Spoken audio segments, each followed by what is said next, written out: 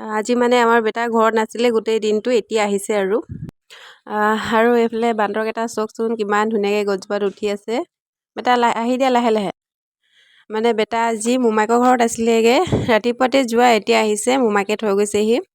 আৰু এইফালে বান্দৰকেইটা চাওক না কিমান ধুনীয়াকৈ চাই আছে। মানে আমাৰ ইয়াত বহুত বেছি বান্দৰ আছে, এইকেইটা দুটা আছে এতিয়া ইয়াত।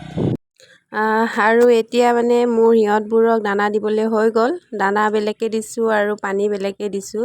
মানে দানা আৰু পানী একেলগতে মিহলাই দিলে দানাবিলাক নাখায় সিহঁতে, এনেই নষ্ট কৰে।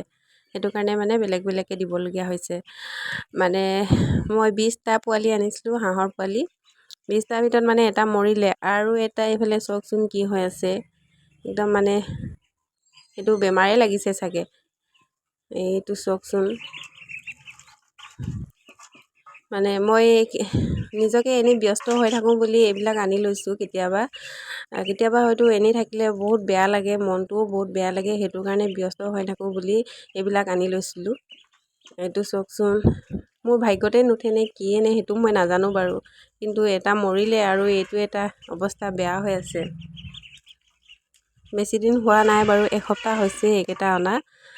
তো হেঁপাহত আছিলোঁ এইবিলাক অলপ পুহিম, কিবা কৰিম বুলি। এতিয়া মানে একদম ভালেই লগা নাই আৰু, যিহেতুকে এটা এটাকৈ গৈছে আৰু। ইমান দামত কিনি আনিছোঁ, পোৱালিকেইটা মৰিছে, বেয়াই লাগি গৈছেগৈ।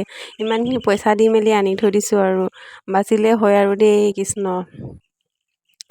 যিমানেই যি নহওক ন, পইচা দি আনি থৈছোঁ, সেইটো কাৰণে বহুত বেছি বেয়া লাগে। মানে ঘৰতে পোৱালি ফুটোৱা নহয়, পোৱালিকে মই কিনি আনিছোঁ এনেকৈ। এটাত লৈছে 50 টকাকৈ। তো সেইটো কাৰণে মানে একদম যেনে তেনে কৰি হ'লেও বচাব লাগিব আৰু পোৱালিকেইটাক দেই।